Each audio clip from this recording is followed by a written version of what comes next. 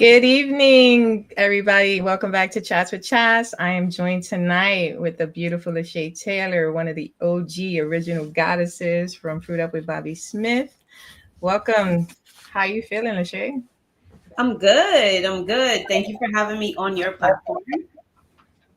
Thank you for joining me. I know you host your own podcast, Betterism, on YouTube. For those of the people out there in the public who are unfamiliar with you, can you put them on? So, who is Lashay Taylor? Lashay Taylor, I don't know. I'm nobody. Have you ever heard of Arya Stark? I'm like I don't know if you're into Game of Thrones, but I'm Lashay. I like she said, I don't know if I consider myself an OG of anything, but I got into the health community because of health issues, and I just needed to figure out how to feel better in my body. So that's how I gravitated towards the fruit community, fruitarianism, raw veganism. It was a solution to a problem that I had.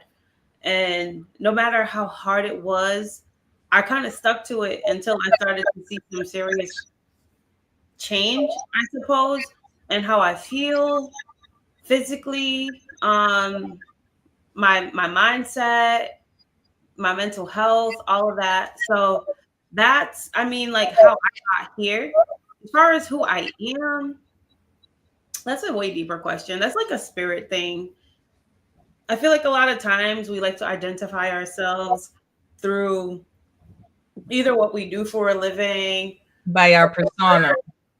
yeah, like what we do for a living, or the straw man that was created for us by our parents Mm-hmm. and where we were born. No, that's like, okay, no, that's just where you were born. That was the name that you were given. Those are the people who birthed you. That's just what you do for money. But who are you?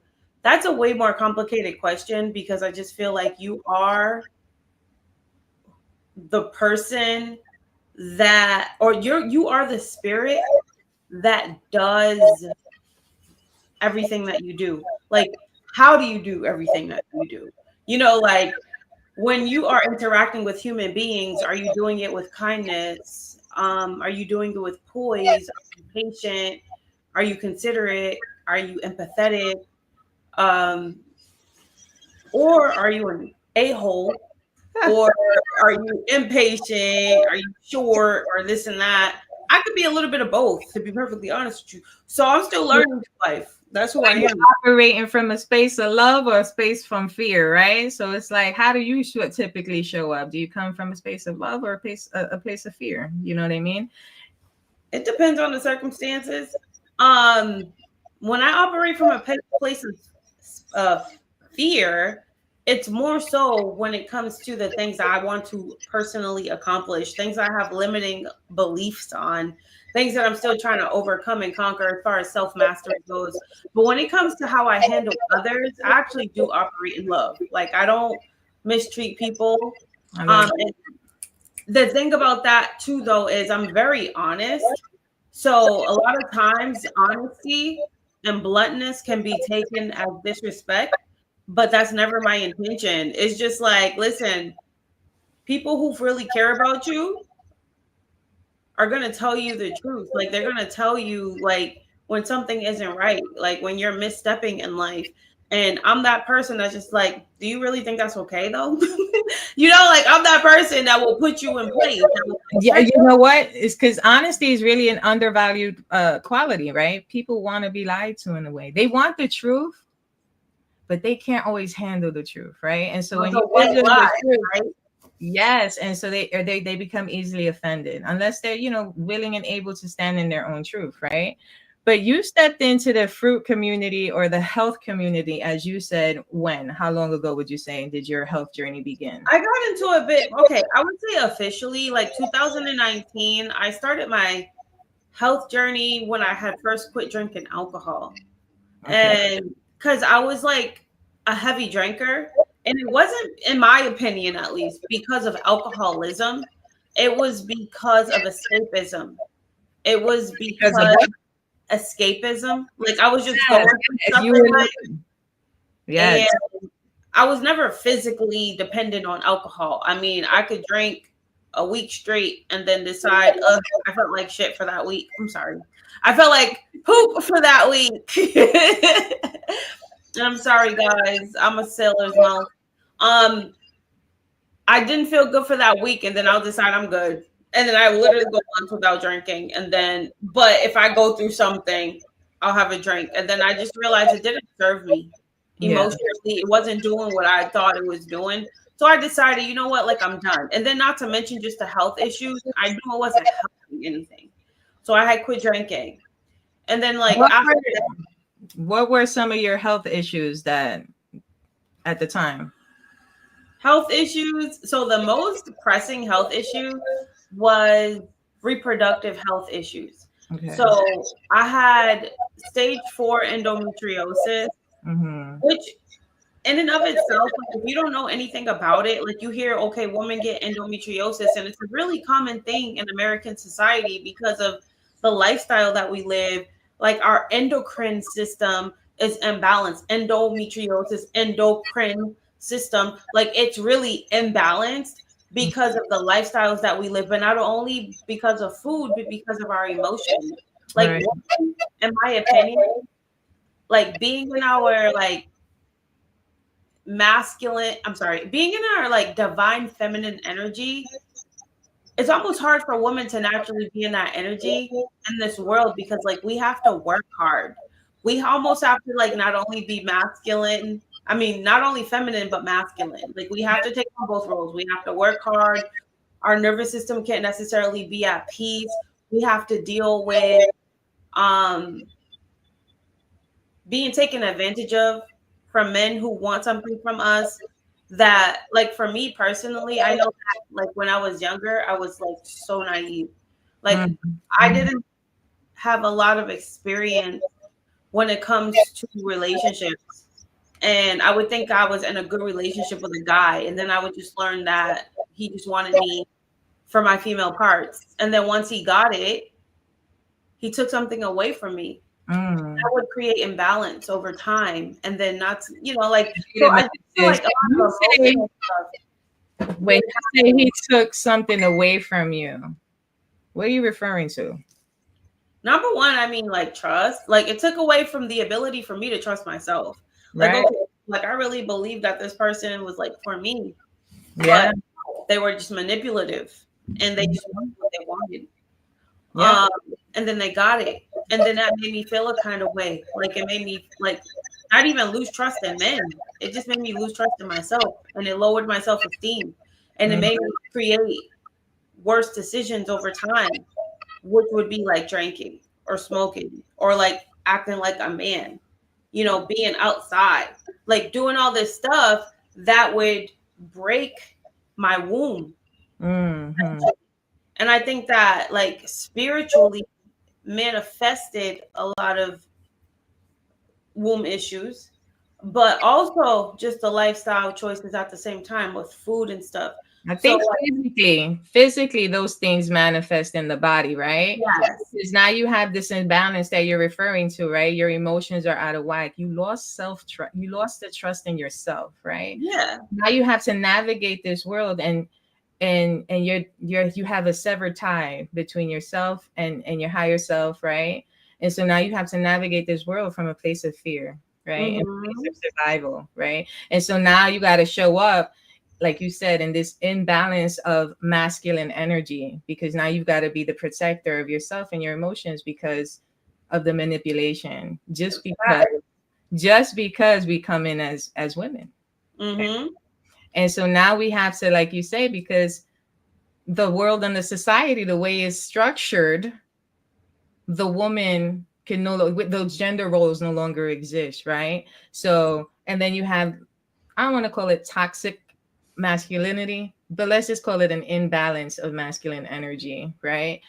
And they want a submissive woman, but they don't necessarily know how to lead. And so then it's this imbalance continues and it starts to manifest because now you don't know how to navigate your feelings or your emotions because there's this distrust, right? And now, like you were saying, you start manifesting digestive, you have womb issues, right? So continue as you were going on. Yeah. So that was like the initiation of my womb issues. And I noticed that my womb issues, like the worst of them, came during one of my worst relationships, Mm. where I actually was acting as the masculine energy. He was like,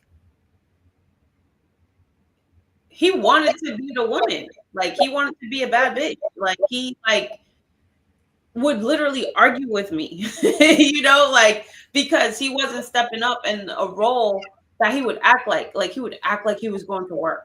He would act like he would do these things, but he wasn't. And I'm finding myself paying 100% of the bills for an apartment that I literally paid for. I put all the money up for.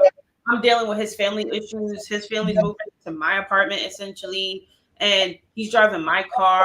He's like, there was just like all the ghetto stuff. Like I was basically the ultimate driver girl that had the boyfriend driving the car, dropping them off at work. Like I was a stereotype, and it created so much stress inside of me. That is when I had an endometrioma.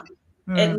It was a tumor. It grew to the size of a honeydew melon, Oh, and it wow. was protruding in my abdomen, and I looked pregnant, but I wasn't. It was a tumor. Um, Did you get that surgically removed?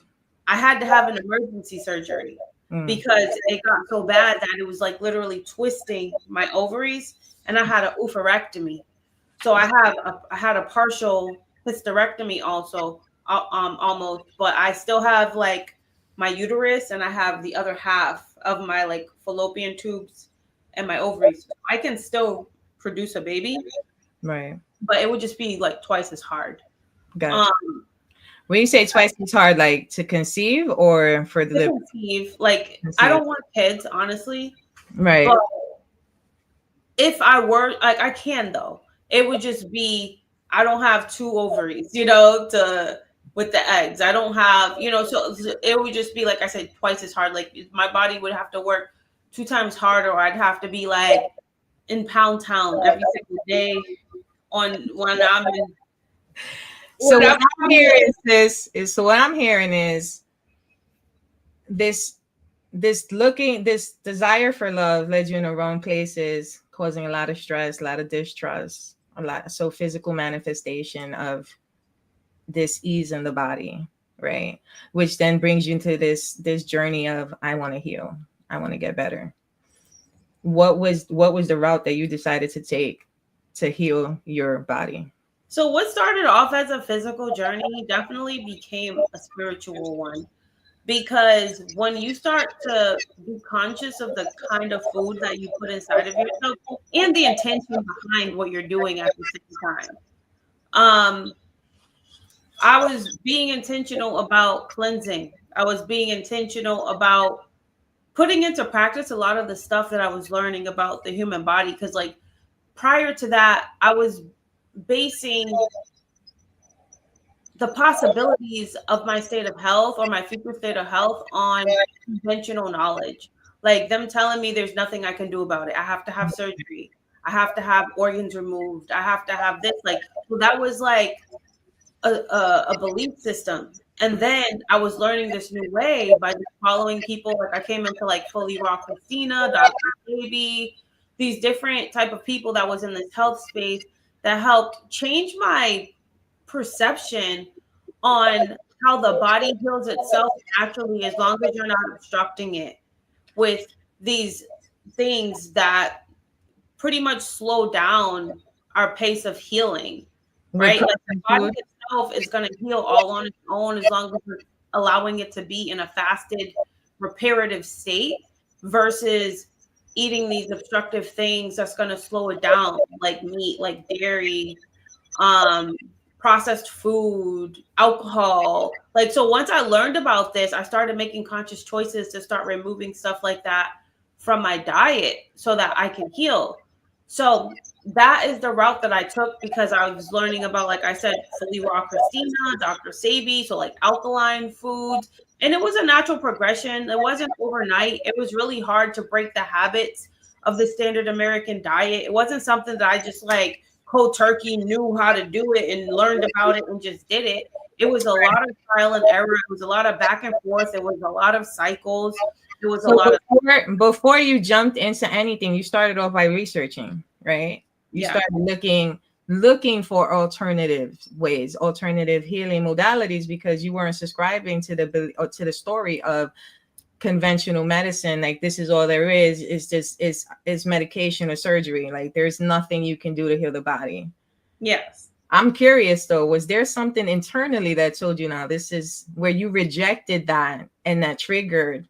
Because you said your health journey started off, but then transitioned into like a spiritual journey, because then you started to move intentionally. So I'm just curious whether if it started off like that, or if your spirit told you, no, sis, look deeper. This is not the truth. So it became spiritual, honestly, after the food came in, though. Gotcha. Because the more I started to cleanse, the more receptive I started to be with alternative information. And then not only that, the more in tune I just felt with myself. Like I was way more emotional. Like I had heightened emotions. I was crying all the time. I was having these epiphanies. I was starting to drop people from my life if I just felt like they were no longer in alignment with it, if they weren't making it better, or or if they were judging me, if they weren't in agreement with what I was doing. It was just so much easier for me to be like, listen, you don't have to understand it. Like, I barely understand it. But what I know is that I've seen people go through something similar and they said, this is what helps and this is what worked. And I'm going to give it a try. So, like, what started off as a health journey became spiritual because, number one, we're already okay, right? Let me say this. It was already spiritual because I'm spirit to begin with. And we identify as our human vessels, but our human vessels is just like a vehicle for how we experience this human experience. But it's not who we are. It's just how we express and how we get to experience who we are. We are spirit, spirits in a physical body on a soul with a soul, right? We have a soul mission, right? But you're right. This is why I asked you that. Like, was it that inner nudge? Because remember, at this point, you're sort of disconnected from spirit, right? You're sort of So I started cleaning my body out and started getting more connected with spirit. Right. Yeah. So the more you clean, the more you actually get to tap into who you really are. Because otherwise, it's almost like a blocker inside of you because of the blockages that's inside of you. Yes. So I was becoming more of who I actually am through the cleansing process, only because I was really just eating enough fibrous food. They say as above, so below, as within, so without. So because I'm putting high water, high fiber, biophoton, this high vibrational, this Kirlian. All right, break it down in layman's terms. What were you eating? What did you like really? I was just focusing on fruit. So I was eating high water fruit. So I'm eating the high water, the water rich, fiber rich. It was cleaning my gut. So it was getting the trash outside of me, cleansing me on a gut level and then on a cellular level. And then I'm just feeling more in tune with myself. And then I'm just realizing like, I was like never really that lower vibrational version of myself. I was just using the, I guess, tools of the matrix in a sense to suppress a lot of the emotions that I was experiencing because they give us a lot of that. They give us a lot of things to suppress us, to make us run away from our feelings. But you can't heal anything that you're feeling. That you're not feeling. Exactly. You can't heal anything that you're not feeling. There we go. Yeah. Like you say, you gotta, if you want to heal it, you have to feel it. A lot of times we're trying so hard to not feel it. We do it through food. We do it through drinking. We do it through smoking. We do it through all these different lifestyle choices that don't really align with the spirit. Yeah. So like my lifestyle choices just by cleaning my body just made me clearer and made me realize, okay, this is who I really am. I am emotional. And then it's like you're purging physically, but also emotionally. Because everything that you consumed while you were going through it, through an emotion is almost like what you're going to start craving. So because you're craving it and you're not allowing yourself to have it, because your spirit is making the choices, not your body, not your lower self, not like the parasites and the lower demons, the hell inside of you. You're operating on a heaven level through that higher self. You get emotional because you're crying. That's withdrawal. You're withdrawing, but you're also healing yourself because you're feeling it at the same time. And once you like release that, you don't ever really desire it again because you've allowed that craving to get out of your system. Whatever that was passing through you was like that hot dog that you ate because you was dealing with a breakup. Right. And once it's out, it's out. It's gone. It went through you. You know, they say the only way out is through. We don't like to go through it. We just like to suppress it. We like to keep it inside of us. So, like, that's what I was doing for a long time.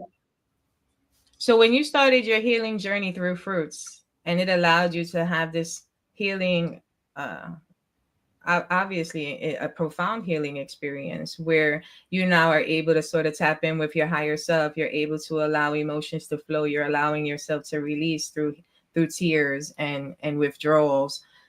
And really, what does that feel like? How could you describe in terms of who the old Lashay persona Lashay was in terms of tapping into your higher self and your spirit self? It's almost like, number one, it's scary because you're being a version of yourself you've never been before. And me, like, I don't know if people believe in like zodiac or whatever, but I'm a Taurus. Like, I'm a fixed personality. I'm an earth sign. I don't like change. Even if what I'm changing is not even good for me and it doesn't serve me, it's still the comfort zone. Like, it's still who I've always been. My nervous system is okay with it, even though it's really not either at the same time. Like, but like, it's just like the familiar. So it's really allowing myself to be accepting of the fact that it's time to evolve. And it's an evolution process, but it's an acceptance of an evolution process because a lot of times there was tons of self-sabotage, of going back to old behavior because it was familiar or because it was a habit or because it was a program. But being conscious of the fact that it's a program would allow me to give myself grace. Like, yeah, this is a transition. Like, you don't have to be perfect. It's almost like allowing yourself to be human and realizing that there's levels. Right. Absolutely. But something you said was really interesting. You said a lot of self-sabotage. Do you think the self-sabotage came in because of your fear of evolution, of like, who am I? Like, you know, how we identify with this false persona of who we've been showing up as. And now, like you said, you're stepping into new territory.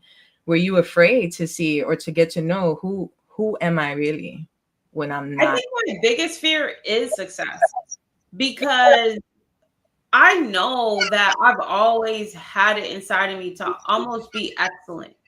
Like, I always known that the potential in me, I'm tired of being potential though. I want to be that highest version of myself.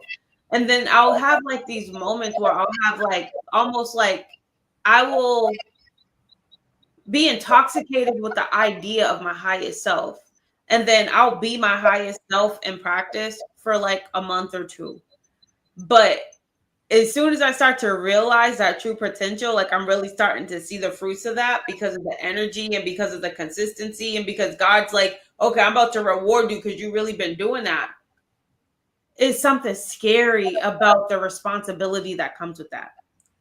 And I end up like doing the extreme of something that I was doing at the highest level. It's almost like, okay, I don't think I'm ready. It's just like this self-sabotage thing. And it's just like, I still feel like I'm chasing that, like, or not necessarily chasing, but like getting to that point and finally being like, no, let's see what happens.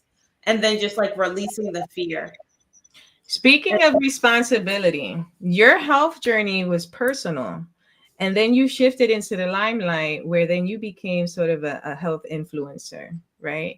Can you talk a little bit about how that went from just being your personal health, spiritual journey to then putting you in the limelight and now suddenly being responsible for the journey of all your viewers? So the being in the limelight was completely accidental until it became intentional because I felt like I might as well ride the wave of it.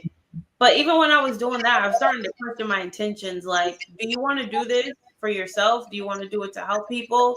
Or do you want to do it because you hate your job and you just want to start making money doing something that I guess you already do anyways? Like, because Right. I even questioned my level of passion for Mm. this because I didn't do it necessarily to help people. It's not that I didn't it wasn't that I didn't not want to help people.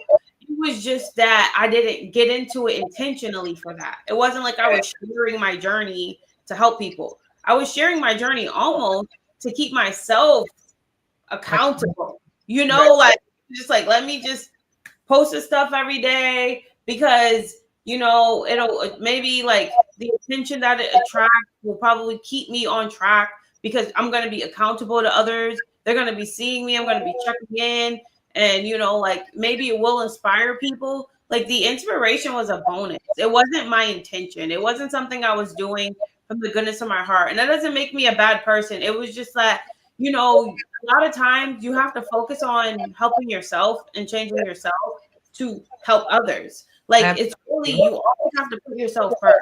It's not selfish to put yourself first. You're gonna buy the inspire people to start doing better for themselves because they're just gonna be inspired how you do better for yourself because of how you started off or where you came from. And they're going to be like, well, I kind of started off that way too. I came from there. It's like, and if she can do it, Right. why Start not? resonating with your story, Exactly. your journey. Yeah. Yeah, it's like a resonation. It's a frequency. It's a magnetism. So like whoever is meant to get that message will. That's not how I started off. So I ended up getting asked to do an interview by Jillian Berry, and Jillian Berry has a really big platform. So when I went on her platform, it started to attract a lot of people, and then I was like naturally attracting my own people too, just by sharing my journey on my platform. And I was really grateful for that, but that came with a lot of pressure Mm. because I was not perfect behind the scenes. It's not like I was like, oh, out here, like, yeah, I would do challenges. I would Mhm. challenge myself to eat watermelon for 30 days. I would challenge myself to be all fruit for 30 days. I would challenge and I would share the challenges. And I would be successful at many of those challenges. But there was this like thing where everybody just assumed like I'm a fruitarian. Like I'm like this is what I do. No, you didn't see the relapses in the Right. background. So I was always transparent about those at the same time though. I never hid anything. I think that's why a lot of people liked me because I was always transparent about like, yeah, I did good. I did like 21 days of my 30-day challenge, but I'm proud of myself because if I didn't challenge myself, I wouldn't have done 21 days out of 30. And I would always twist it with that narrative and it would inspire people to not feel like they have to be perfect. And be so hard on discredit. Exactly. And I think that was the allure of me that I wasn't out here like acting like the perfect fruitarian that was outside on a beach all the time with a pineapple in one hand and a papaya in the next and a bikini with palm trees behind me with these long dissertations about the transformation of the spirit and the light and God and this What are we doing here? the fakeness. Like, I'm sorry, but there's just so much fake-ish in this community. And I just was like the anti-thesis of the fake stuff that like the love and the light. A lot of that people like to come off in this community is so fake. And that's not me trying to like talk about people or disparage people. It's an observation based Right. on being in the community long enough to see that people are just not who they try to proclaim themselves to be. And I never wanted to come across as that. Right. But another thing that's rather prevalent in the community is a lot of judgment. right? And I just got to be real with you, sis. A lot of a lot of what you just did came off really like judgmental, but I get where you're going, right? You're extra animated because you're displaying your disgust for the fakeness, right? Like if you're going to Mhm. show up and you're going to show up in a capacity to influence and help others, then do it from a space of authenticity, right? But now with that being said, like I said, there's a lot of judgment in the community. A lot of people feel like because they're living a fruitarian lifestyle, that makes them somehow superior. Girl, And I, I used to be like that.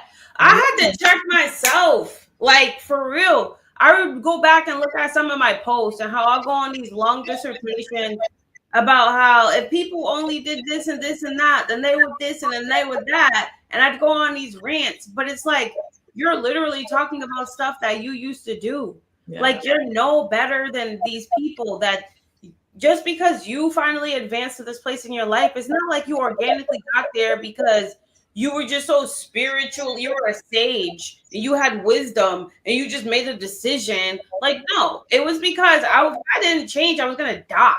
Like you know.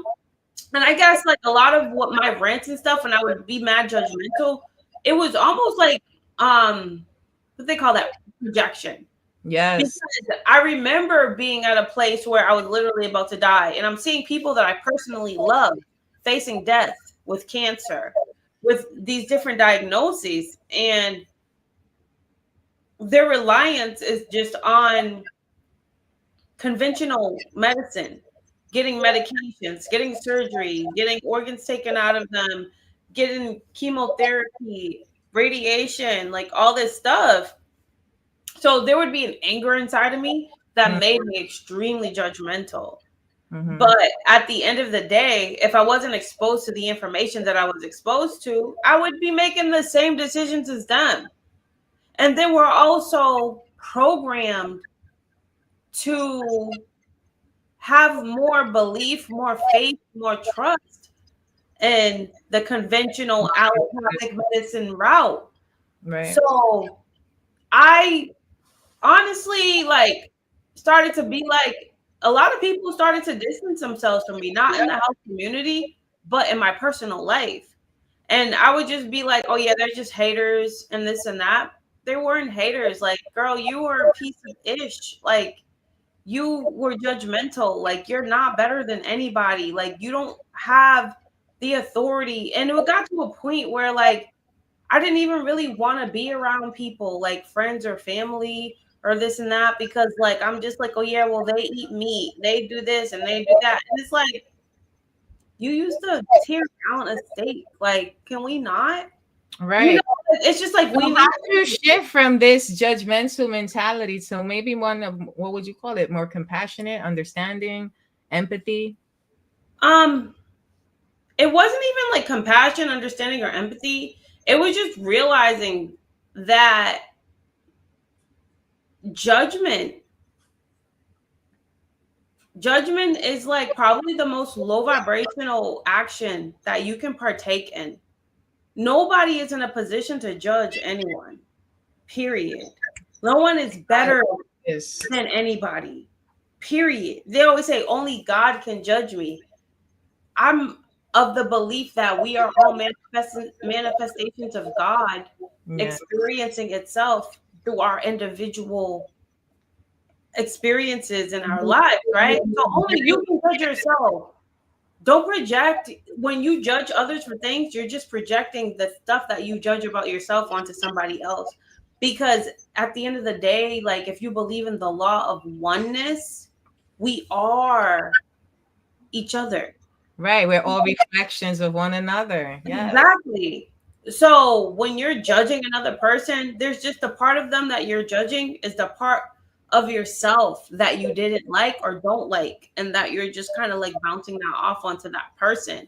So you don't like the version of yourself that ate bad That food. person is reflecting back to you. And so now you judge them because you reject that part of yourself, right? Exactly. So like when I came to that conclusion, it's just like, who are you to be talked like, oh, they eat animals.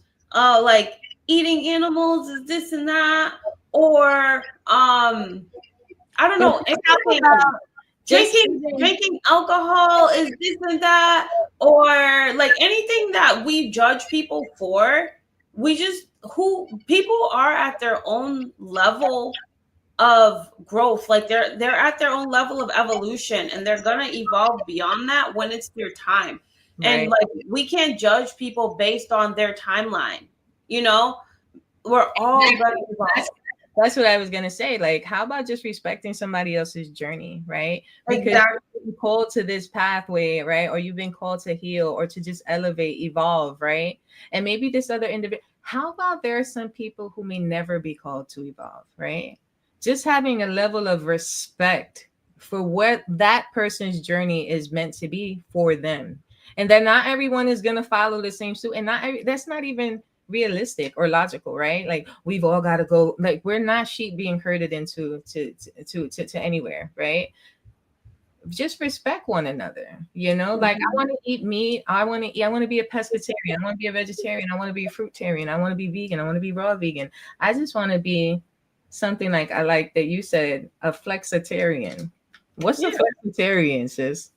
A flexitarian, to my understanding, is a person who makes the best choices that they can, but they do it with flexibility.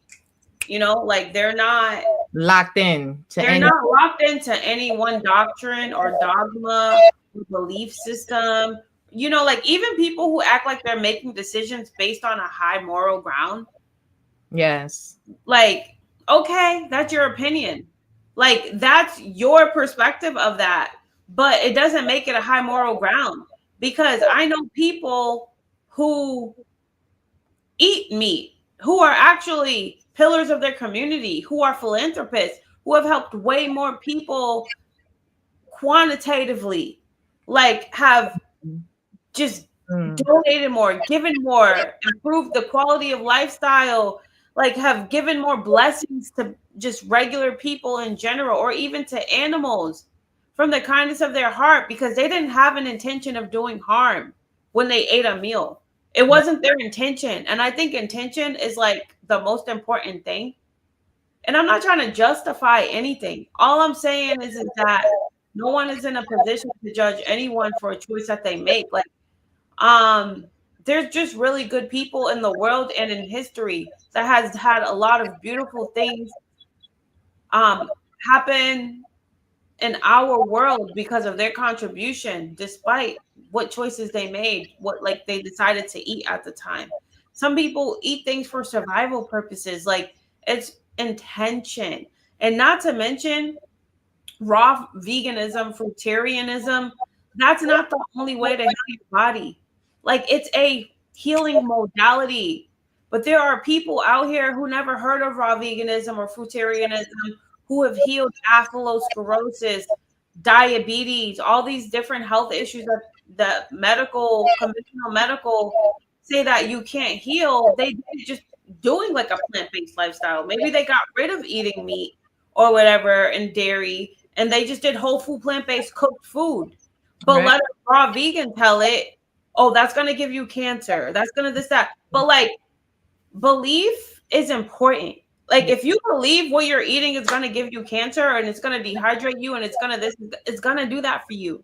But there are people, based on the book that I read from Dr. Joe Dispenza, Becoming Supernatural, people were healing their bodies no matter what they ate, just because of meditation and like getting into the visualization of healing certain parts of their bodies, doing energy work. Like we are our spirits before we are our physical vessels. And that's why I got into what I was saying initially with my journey. Like when it came to like me healing my womb, I had to heal a lot of emotional stuff because I was doing all the right things, eating fruit, eating raw vegetables and doing all this stuff. But I was really struggling emotionally still. My nervous system was still out of whack. My endocrine system, which is like a huge contributor to the hormone balance and production and all of that in the body. So it doesn't matter what you're eating if your emotions are out of balance. You know, it's like, what kind of emotional work did you do? How'd you get that balance? In addition to just fueling your body, with the proper nutrients, right?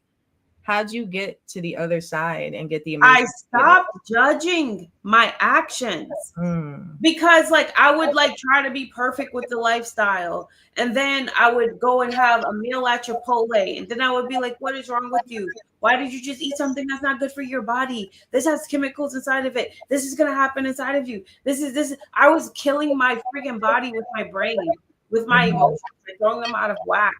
So once I stopped judging myself and just said I ate it because I wanted to, like, and then I'm not gonna judge myself for it. But I'm not gonna habitualize that choice. I'm just gonna go back to doing what's good for me. Yeah, balance, a little bit of balance. But here's what's ironic. And balance, it's harmony. I like that. You're right. Harmony with your choices. Because when you start having internal battles every time you make a decision, you're harming yourself on the inside. You're playing like you're really creating imbalance with your spirit. We have to realize we're our spirits before our bodies. We put way too much stock into the body, and we don't put as much energy into having a harmonious spirit. How do you get a harmonious spirit? Stop judging yourself. Start realizing that life is a journey.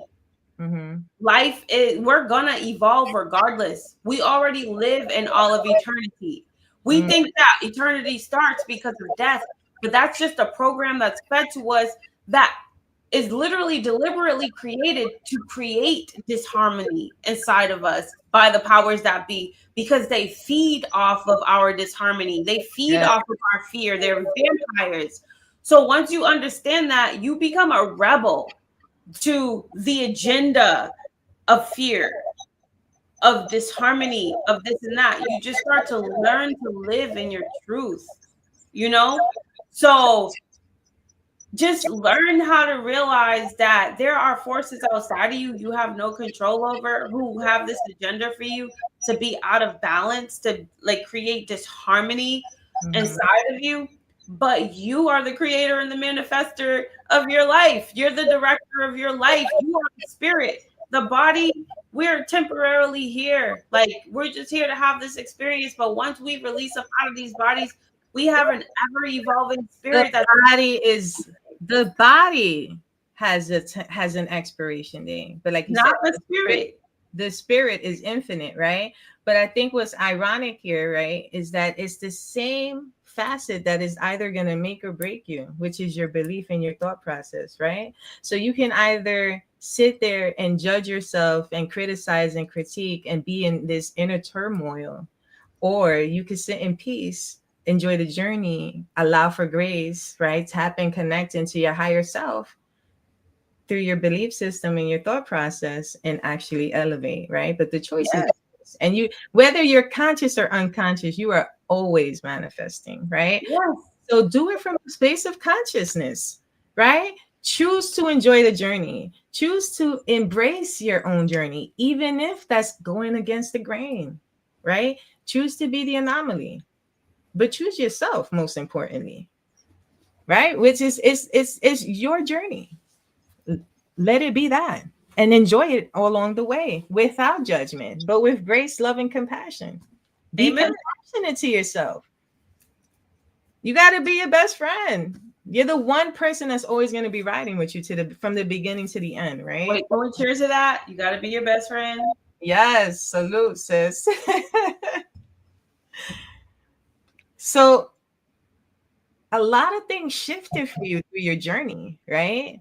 You went from, just wanting to heal, wanting to get better, to thinking you had to do it in a perfect sort of kind of way, to understanding and allowing yourself grace and just learning. You learned a lot of lessons throughout the way. Can you tell us just a couple of like the most profound lessons for you that really took your journey, not just your healing, but your life journey to the next level for you? I'm going to have to repeat something I already said. When I learned to stop judging myself, like I'm telling you, people don't realize how much self-judgment will have you repeating the same cycles and loop over and over and over again, because you manifest what you think about the most. So when you're judging yourself, you're attaching yourself to a behavior, even though you're not the behavior. But we start to define ourselves based on something we did. So like, you're not what you did. You're Yeah. not a past or previous action. You're not what you just ate. Like, stop defining yourself. And once I stop like being like, oh my God, I'm doing so good. I was on fruit for 2 weeks, and then I had this Beyond Burger. It's like we discount the fact that we had enough spirit in us to make a high spirited choice to really cleanse and to eat high vibrational, hydrating um, food from the earth with the biophotons. Like, we discount all the good that we've done to ourselves, and we define ourselves on that one time where we kind of broke the cycle. But that was one time of a choice that we have made our entire lives prior to that. And so, like, for me, my evolution, my change came from my lesson came from non-judgment. So even to this day, if I decide to do something that's out of alignment of values that I've set for myself, it's literally just being like, I'm enjoying this moment of my human experience. I'm not judging it. Like, I'm just chilling right now. I ate this bag of chips because they were delicious and they were good. And I'm glad that I ate them. It is what it is. But I know some things. So it'll be the last thing that I eat for the day. I'm going to allow it to process. I'm going to allow it to digest. When I get up in the morning, I'm probably not even going to eat anything because I don't really like to eat in the morning. But I'm going to have some fruit when I break my fast. You know, like, it's just like really allowing yourself to be perfectly imperfect versus being this like perfect version of yourself and then judging yourself when you do something that has literally been in alignment with the program that has been installed in you for the entirety of your whole entire existence in this lifetime. So we just have to be realistic about things, and we have to be natural about the choice. We have to be natural about our transition in life, just like the journey. We have to realize that like this is only 1 year out of our entire life. This is only 1 month out of our entire life. And we spent like the first 20 years, 30 years of our life making this choice. That choice is caught up to us. So now we're learning new things. We're rewriting the program. And then it's just like the assimilation of the journey. And it's just like, okay, I can literally extend my lifetime by just like doing challenges, by learning this stuff, but it's not just food, it's mindset.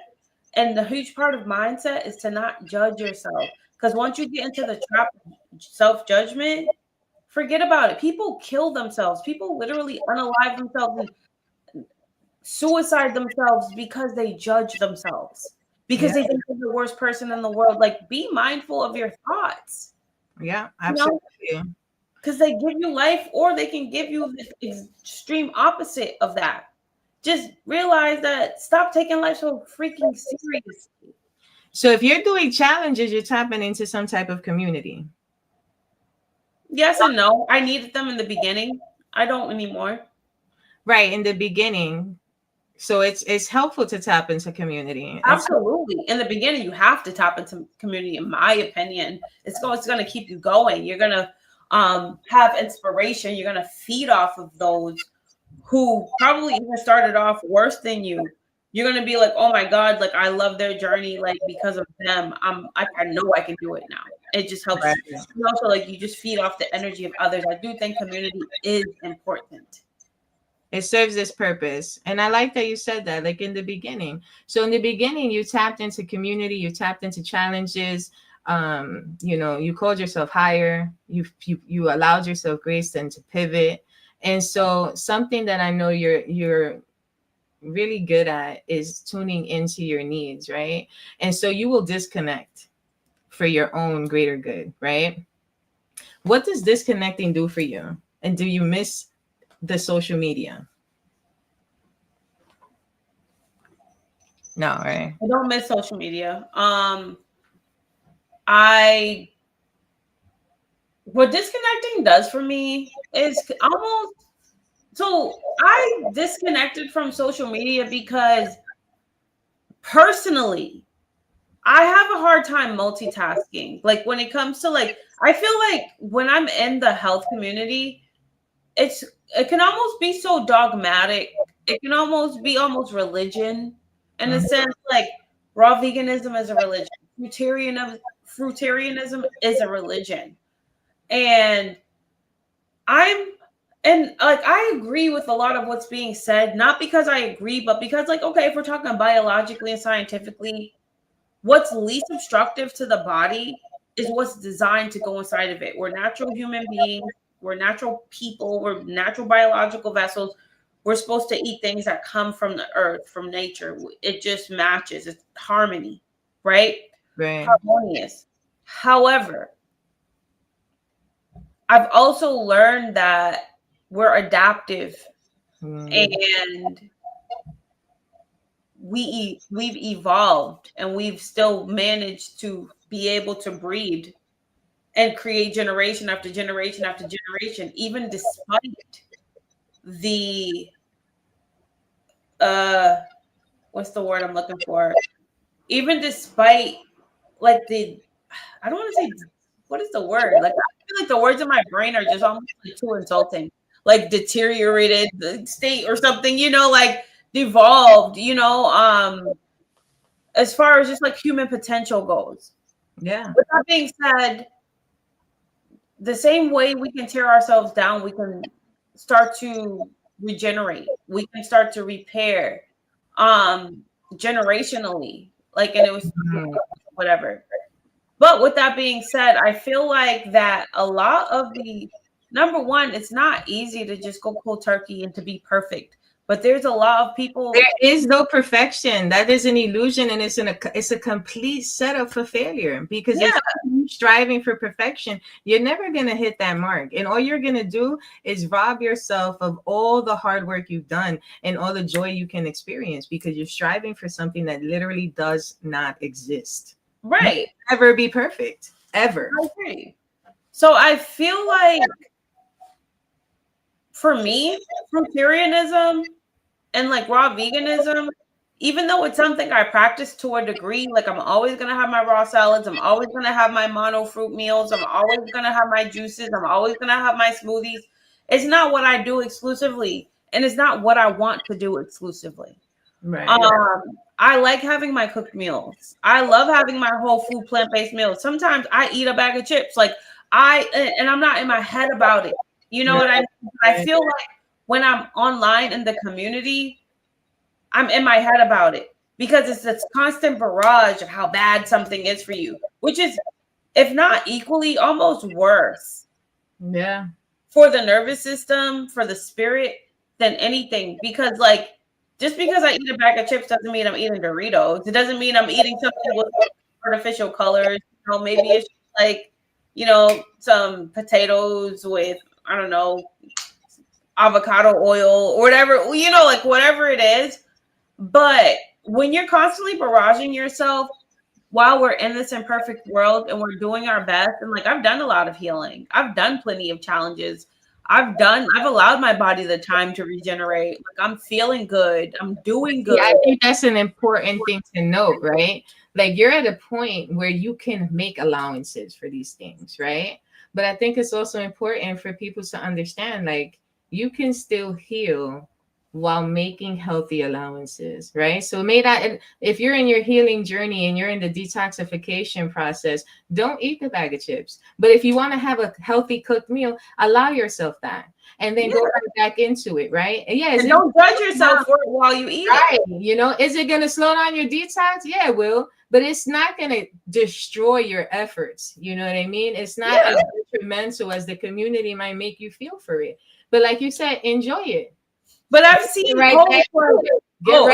rice is poison. Like I've seen this come from like really popular raw vegans, like saying that certain foods are poison. That's not good because certain people, it's still plant-based. It's still something that a lot of people are still consuming on their transition, and you have them believing they're consuming poison. So now they're eating a freaking bowl of rice feeling like they're consuming fentanyl. And because they believe that, they're physically deteriorating while they're consuming it because their nervous system and their belief is like, I'm eating poison. I'm eating poison while they're eating poison. You know that that will manifest inside of your body. So like, I try to remove myself from that because it's like, number one, I have personal goals I need to reach right now. It's hard for me to multitask. Like, because when I start thinking about I have to eat perfect or whatever, and I can't allow myself to eat cooked food because they say cooked food is carcinogenic and it creates acrylamides in the body. That is dead All food. this Yeah. crap. You know, like that doesn't do anything for me. It makes it hard for me to focus on other things in my life. It makes me feel like I have to put all of my energy on being this perfect biophoton eater when all I need to just focus on is just like making sure I'm not consuming processed junk. So like I've removed myself, like I've just like I'm done with religion. I'm done with of dogma.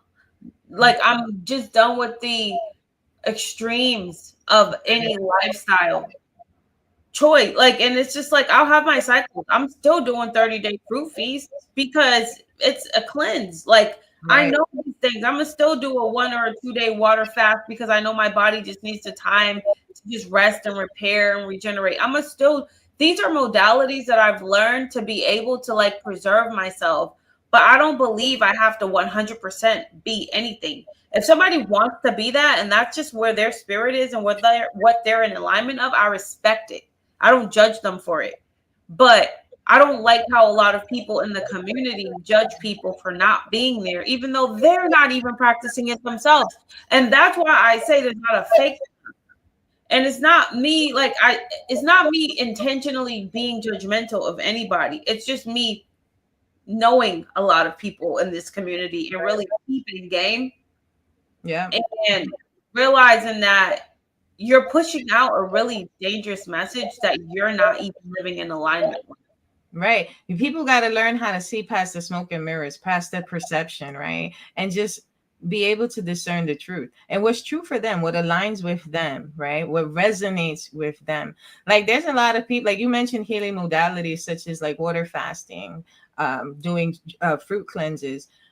Juicing is a really healing modality that gets frowned upon in a lot of heat, but it's another form of healing and it fits where it fits, right?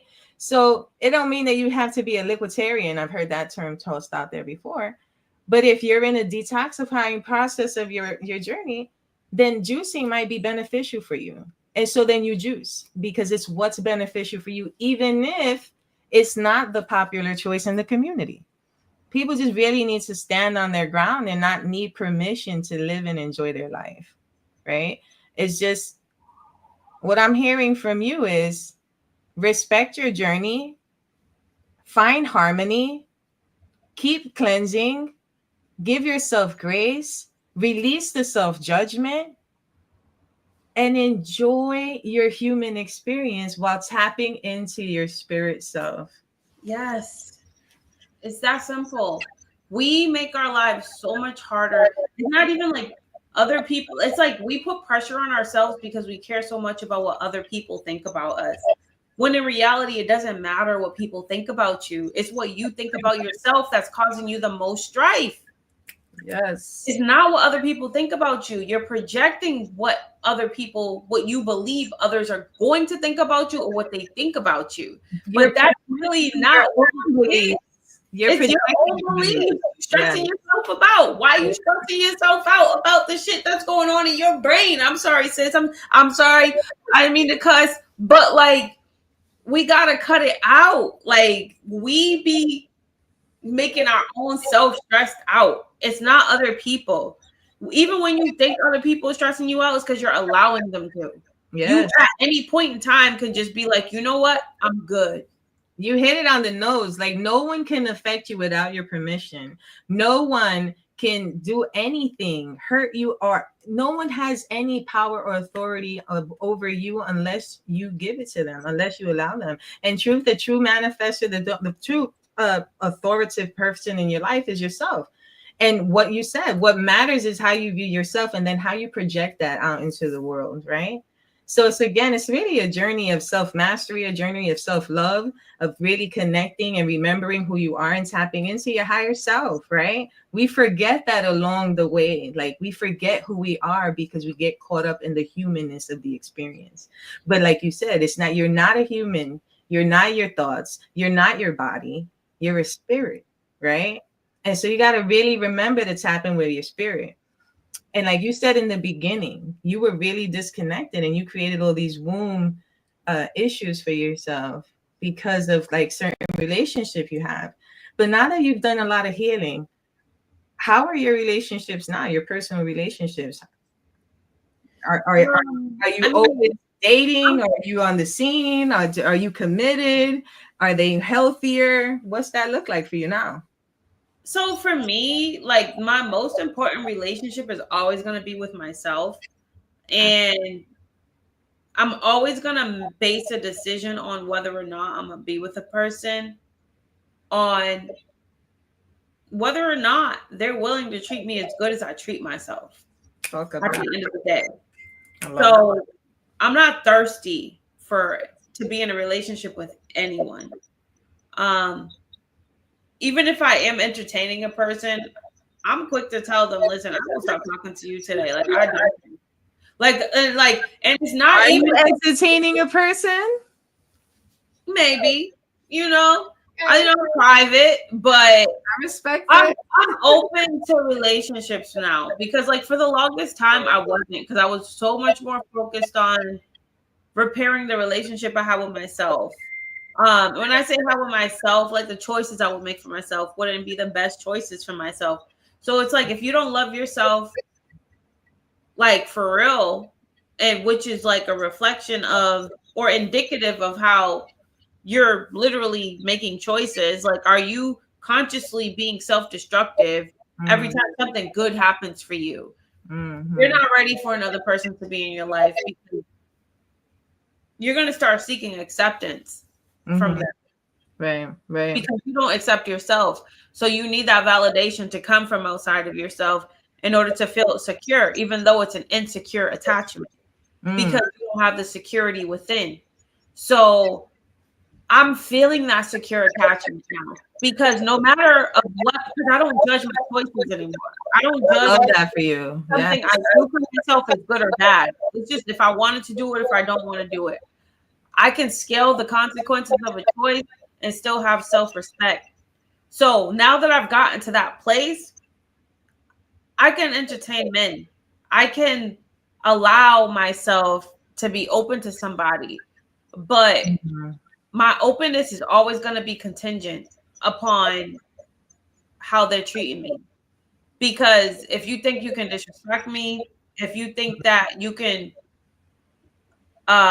practice your unhealed wounds that you're experiencing within, if you think you can project those onto me so you can feel better about yourself, if you feel insecure in my presence because I'm doing good, because I'm accomplishing things, and it makes you feel away because you're not, or what, like I just nip it in the bud. Like I'm like, I will turn a red flag into an invisible flag in a heartbeat. Like that's just who I am at this point. So now that you've done a lot of inner healing, physical healing, do you feel like you're also attracting a different caliber of men, like quality in men,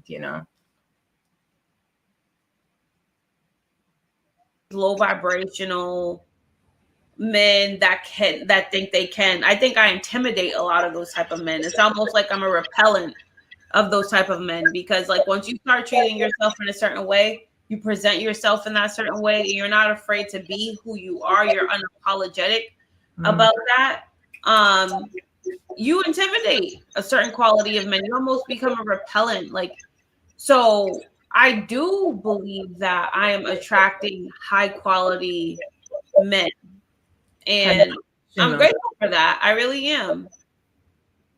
Can I ask you, right now that you've released some of these beliefs or these ideologies that I've got to present myself a certain way, I've got to heal in a particular kind of way, right?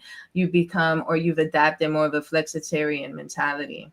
do you still consider yourself high vibrational? Absolutely. I don't think that what I eat defines me. Thank you. Yes. I think that who I am while I do anything in life defines me. So people say, "Oh, who are you?" And someone will be like, "Oh, I am an attorney. I am this." They'll start describing themselves based on what they do for work or whatever. Who are you while you're an attorney? Are Mm-hmm. you a shady attorney? Or are you representing people who actually deserve justice? Like, that's how, like, my analogy of that is. Like, are you a person who just chases money no matter the cost, like at the expense of your own spirit, knowing that something is not right, something doesn't feel good about the decision you're making or who you are defending? But you're gonna do it anyways because they're a multimillionaire and it's gonna benefit you. Like, who are you when you do anything in life? Right. Right. So no matter like what I'm consuming, no matter where I'm at, no matter like it's about who you are when you're doing it. Like, are you the type of person to advocate for others? Are you gonna call out BS when you see it? Are you going to just like be like, yeah, I get where you're coming from, but that just doesn't make sense to me. And this is why. Like, you always just have to be a righteous person, no matter the experience that you're having. And I don't believe that even a person, if they don't have a negative intention behind a decision they're making, if it's just not in their spirit that they're doing something wrong, you can't place that on them because that's your beliefs. Right. Right. Come from where you came from. They didn't experience what you experienced. They didn't see what you saw. They didn't have that feeling, that emotion that developed this ideology that you now have or live for. So you gotta stop making blanket decisions on how a person is or assuming anything about somebody, not knowing who they are, where they come from, what their origin stories are. A lot of times, there's people who are self-righteous in the vegan community about eating animals, but they actually treat their bodies worse than people who eat animals. Like, Mm. there could be people who are not vegans or vegetarians, but they eat fish or eat lean meats or whatever the case is, but they go to the gym once or twice a day and they drink a ton of water. They don't consume alcohol. They don't smoke. They pray. They go to church. They're in their community. They're philanthropists. They help out their friends and their family. They employ people. They're good people. Right. We're not defined just simply by what we consume. Absolutely. Exactly. But then you have a person who will sit there and eat Beyond Burgers and French fries and all these carbs, and they go online and judge people all day, every day about a choice that they're making, and they're really not contributing much else to society outside of that, besides overly consuming a bunch of stuff that their body's really not even meant to consume regardless. And they're unhealthy. It's a vice versa kind of thing as well. There are those that they may not be sitting online, watching other people. They may be online just criticizing other people, right? Yeah. So that's my thing. Like, we got to stop acting like we're better than others based on an ideology that you developed based on something. Like, we just have to stop, and it doesn't, that's my thing. Like, we just Absolutely. have to stop. So I know you say your journey started in 2019, but about a couple of years ago, you started a podcast called Betterism. Talk a little bit about what Betterism is. What's the inspiration behind that? What's the vision there? Betterism, the Betterism podcast is about making better choices. And that sprang from my journey from having serious health issues and getting into and discovering this community, which I am extremely grateful for, because it allowed me the space to learn a lot about myself and my resiliency and what I'm capable of, healing myself by allowing my body to heal myself. Like, I didn't heal me, my body healed me because I stopped obstructing it for extended periods of time, which allowed it to regenerate. And so I'm grateful for that. but I struggled a lot in between. It wasn't a perfect journey, like at all by any stretch. I went through cycles of perfectionism, and then I went through cycles of imperfectionism, and it was a yo-yo dieting like journey, and it still is. If I'm gonna keep it a buck, so but I've been doing it for for long enough that I didn't have to be perfect because my body continuously to gets better and better and better and heals, and it's about being better. And then I learned that when I would crash out mentally by judging myself because I wasn't perfect and I didn't keep the perfect streak with the lifestyle choice that I decided I was gonna make or whatever, I started to evolve, like spiritually, mentally, ideologically, that it's not about doing one thing 100% to be perfect, because I was starting to notice that despite that, I was still feeling a lot of advancement in my body. I wasn't suffering from certain conditions or symptoms anymore. And that was still despite me caving in and having potato chips or having tacos or, like whatever it was that I was eating wasn't like as good for me as I realized that it's about the journey, Right. not about a flighting decision that you made along the journey, because it's just like one thing and then you go back and you learn from it. But I learned the most. I learned to stop judging myself and start to realize that we live in all of eternity and our spirits literally have an entire eternity. I don't even want to say lifetime, an entire eternity to get it right. Energy doesn't die. It can't be destroyed. So even if it doesn't work out in this lifetime, it's gonna work out. So Right. Just put in that work so that the next time you circle back, you start off at a better position. exactly. So it's about strengthening the spirit and stop focusing so much on the body, because when we focus on the body, we listen to it too much.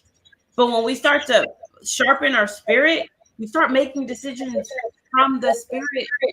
Your body holds the score, right? So your body is where your trauma is stored. Your body is where, it's keeping track of things, but your spirit is where your spirit is what holds the truth, right? Yeah, it's where so you gotta be in alignment. It's not a either or kind of thing, right? You gotta be in alignment with all of them. So your body is your temple. So treat your temple and fuel it with the necessary foods, right? So something that's true across all forms of modality is eat as natural as possible. Eat real food. Real food. Eliminate, remove as much processed crap. And even if you make those occasional allowances for processed food, you can still heal. You can still get better, and you can still thrive in this lifetime, right? So I'm just curious, do you have any reading suggestions, any books that you would offer to the community for someone who's just looking to live a more holistic, healthier life? I have lots of books, honestly. I would say instead of tapping into book, journal. Like what's going on inside of you is really what you should be putting down and be paying the most attention to. Start studying yourself. Like, yeah, you can get mastery, yes, inspiration from others, but you are literally the library of you and your ancestors, and everything that we need is already within. I love that. that. Yeah, read books, read autobiographies of people that inspire you. Get real life counts and stuff. And there's all kinds of technical information that we can learn. And I would say just read anything that's just in alignment with who you are. Like, I can't give you a specific thing right now. I just feel like we need to focus more on writing than reading, because what made me a good reader, actually what made me a good writer was becoming a reader. But at the same time, what made me a good writer, what made me a good reader was also writing. Like, I'm a good writer. And I actually think I was a good writer before I was a reader. I don't know. I just think that was something I came into the world with. Like, we come in with natural gifts. And I was like a naturally good writer, which made it easy for me to read. But it'd be like, I'd read a thought and then I'd be like, oh, I could write about this. Like I have thoughts about it, so I could expound like through my own inspiration or whatever. But I mean, I have all kinds of books. The autobiography of Yogananda, like he's like a yogi, like that is like a really good read. I like a lot of spiritual books. The Journey of Souls talk about death, you know, the journey of our soul in between life transitions from like a death into a new lifetime. Like that's why I always talk about the spirit, because like that's who we really are. I mean, I've got the 80-10-10. This is the journal actually. You know, the 80-10-10 diet. Like there's all kinds of stuff that you can read. Like I'm into a lot of things. Into stuff that I'm even studying and not even practicing. The Water of Life, that's about urine therapy. Like I learned, like I just like I don't close myself off to anything. I love So that. Where are you going now, sis? Like what do you envision now? I know that you want to play your part in terms of lifting the vibration of the world. What does that mean or look like for you now? just being who I am, and I know I'm not perfect, and I know that I'm going to continue to make mistakes, and I know there's going to be highs and lows. But just really, I want to just make sure that I'm learning from everything that I experience, so that I'm not constantly going through cycles over and over, like genuinely evolving.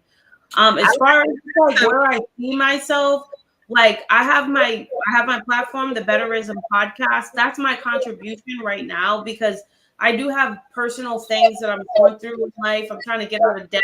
I'm focusing on my finances, and I just need my focus to be into that, which is why I'm not really on social media right now.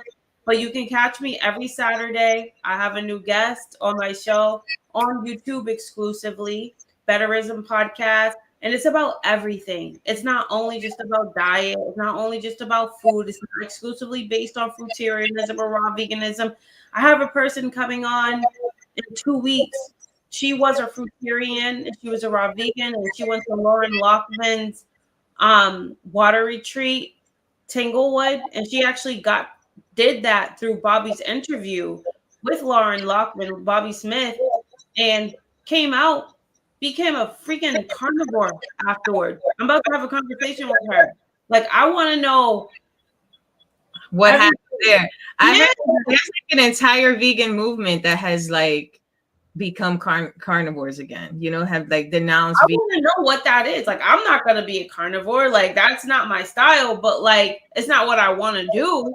But I am interested in having that conversation, because I don't judge people for their choices. Like, I want to know what led you to that, and like without judgment, like a really serious conversation. It's not my goal to judge her, because like there's a lot of people who wouldn't even speak to her. They'll denounce her, they'll unfriend her, they'll talk about her, and there'll be a group chat about her because of where she started and where she is now. Because that's how intolerant a lot of people who act like they're self-righteous and better than others are. But are you really better if you are judging? So like that's like, so me, I have a platform to talk about just being better in your own way. I don't think there's one. I feel like you can have a destination, but there's so many ways to that destination, because we live in a world of possibilities. Absolutely. So you brought up Bobby Smith. Who's Bobby Smith to you? How'd you guys meet?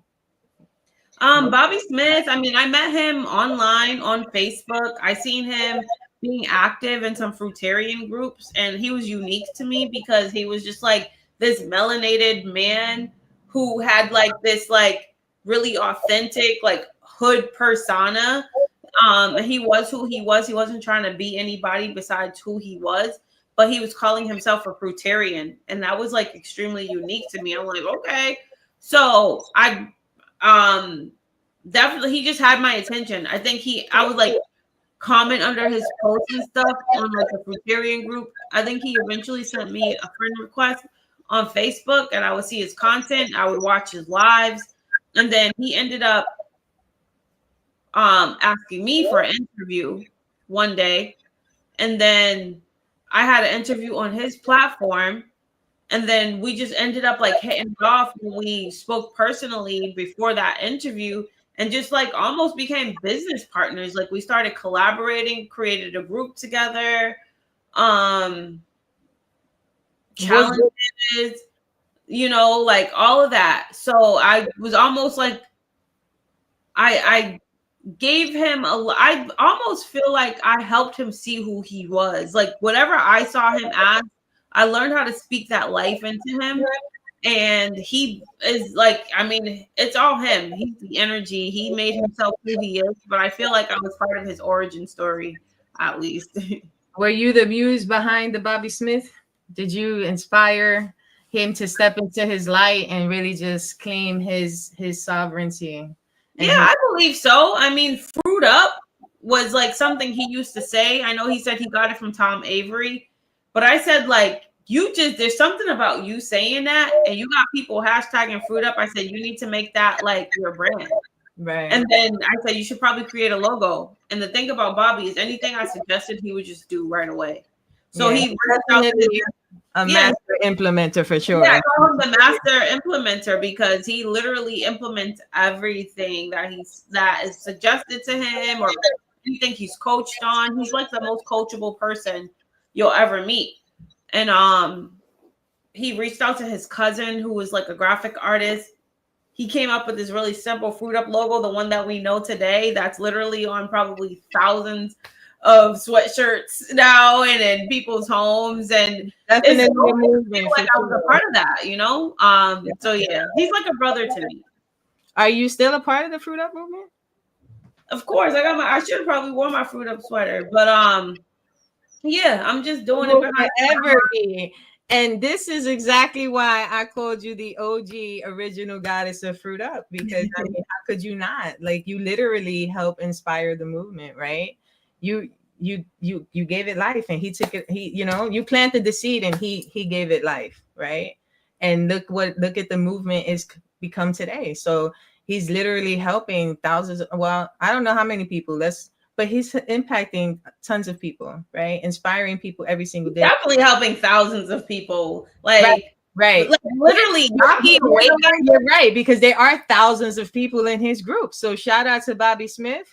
Yeah, like Yaki Awaken just went on a live and said that Bobby Smith inspired him and influenced him to get back on his health journey. And now he's all ripped. And like, this is Yaki Awaken. You know, he does millions. Right. Yes, absolutely. Shout out to Bobby Smith, and his movement is just getting bigger and better. Tune in, tap in. Sis, I want to thank you for showing up tonight, spreading some love and wisdom, talking about your journey, and reminding people to, really tap into their spirit, let go of judgment, especially self-judgment, and walk in alignment with their truth in whatever way that should show up for them. Do you have any parting words before we go? Just thank you for having me on your platform. I really appreciate you. I have a lot of respect for you. I remember where you started. Like, I think you were like in the fruit and herbs challenge from like my remembrance. The fruit up till 5. Yeah, fruit up till 5. And I just remember where you started, and I can't believe that you legitimately have like a dope platform now where you just have like these amazing people coming on, and I want to give you your flowers. Like, you are really good at what you do, and I highly encourage you to keep going because you're just natural at it. You don't even feel like you're trying. It's just like second nature. It's like who you are. You're very inquisitive, you listen, and it's just, like, so just I'm grateful to be like a part of your platform, because like how I feel like what we're doing right now, this stuff is going online. Whatever goes online never goes away. So we're literally history in the making. So like when we're not here 100 years from now, this video is going to be floating around, and we're going to be part of the evolution of the world, of how people are going to manage their emotions and how they're not going to judge themselves, and how they're going to learn to make better dietary choices, and how they're going to, so it's just like, no matter what, bringing different perspectives, different conversations, and you have your own unique spin to how you are introducing that.